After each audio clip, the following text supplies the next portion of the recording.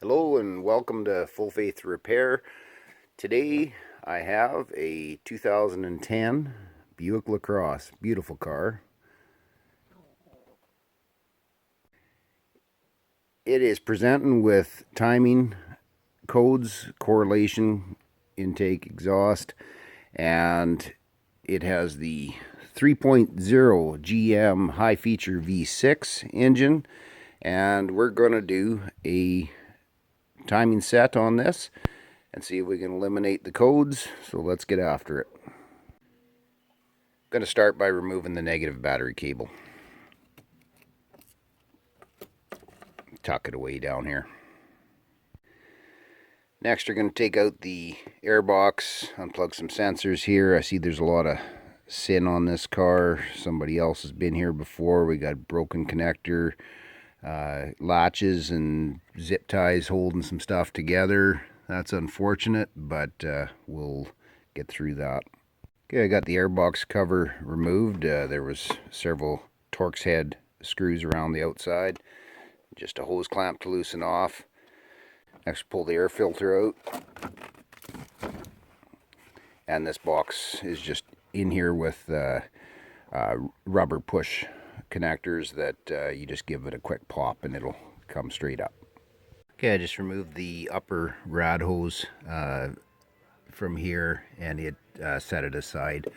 Now it's just got three little tabs that you pop off. It's sealed in there with no ring. Okay, next remove this fuel pump cover.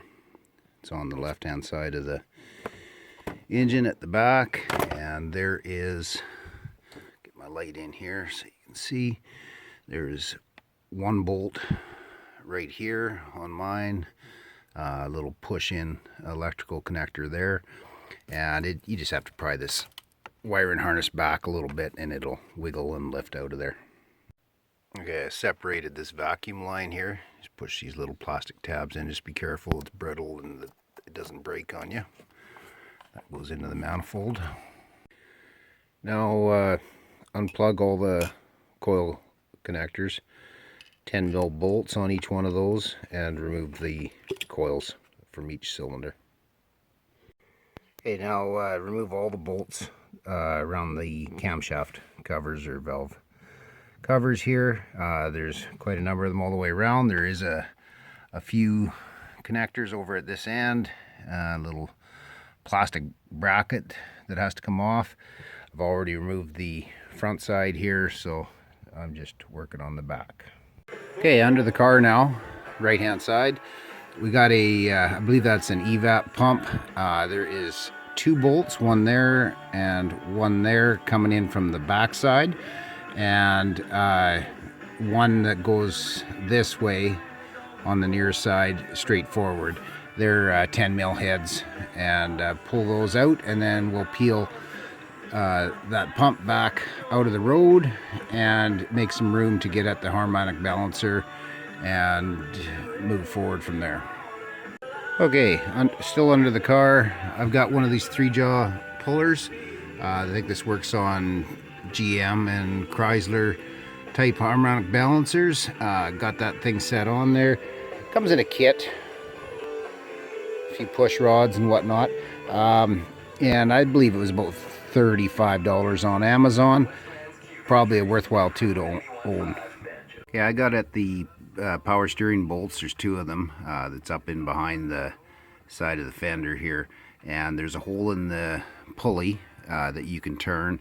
They're a little finicky to get out. They're just a couple of little bolts like that, and but you work at it and you'll get them out. And now I've got the engine support in place and attached with a chain on both sides, and I'm just working at pulling the engine mount on the right side out of here. Done here so far. I've took off the idler pulley, it's just one bolt, the tensioner, 2 bolts on the outside, one in the center. Fairly simple there. Took off the pulley for the water pump, and I've pulled out all 4 of the variable valve timing solenoids as well as all 4 of the cam sensors. There is a lot of front cover bolts. Once you've removed all those, you can take the front alternator bolt out and thread it into the threaded hole just up and a little bit to the left of the water pump, and in combination with using pry bars and screwing that bolt in, you should be able to pop the front cover loose. Okay, I got the secondary chain off, the guides and tensioner all out of there. So now I've rolled the engine over. Here's a view of the crankshaft with the timing mark on the oil pump lined up for primary timing, and I'm going to place the holder in the top side to hold the cam on that side, and then we can remove the other 2 chains. Okay, just putting the primary chain back on. We've got timing marks up here, both sides. I've got them marked out and they line up, and then on the bottom there's a, get my hand down in here, there's a hole there that you can look through and see a unique colored link, and then the shoe goes in. After that will be the tensioner and then the chain guide. Primary chain and intermediate are on now, timing marks aligned, and next thing is going to be the secondary chain. So I will turn the crankshaft back, it'll probably be about 1/3 of a turn so the marks line up at about the 8 o'clock position down on the crankshaft, and then go ahead and get the last timing chain on. Okay, I got the timing chains on. Sorry I didn't video that. It was just a little awkward getting in there and getting everything lined up. Just to give you a quick run through on it, it goes together basically exactly opposite of how it came apart, and